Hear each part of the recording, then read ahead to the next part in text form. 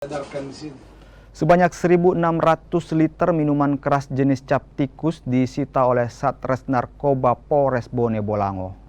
Untuk mengelabui petugas, minuman keras ini dikemas dalam karung dan disimpan di dalam boks yang biasa digunakan untuk menyimpan ikan. Minuman keras jenis cap tikus ini dibawa dari Sulawesi Utara dan akan diedarkan di wilayah Gorontalo. Dari hasil penyidikan, pelaku sudah 1 tahun mengedarkan minuman keras jenis cap tikus di wilayah Gorontalo. Mereka mengelabui petugas ini dengan mobil mereka seolah-olah memuat ikan dengan adanya box ikan di atas mobil tersebut.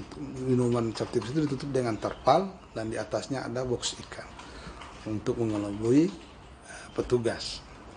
Setelah dilakukan pencekatan, kemudian kedua mobil tersebut dan diduga pelaku pengedar minuman keras tersebut dibawa ke markas Polres Bone Bolango.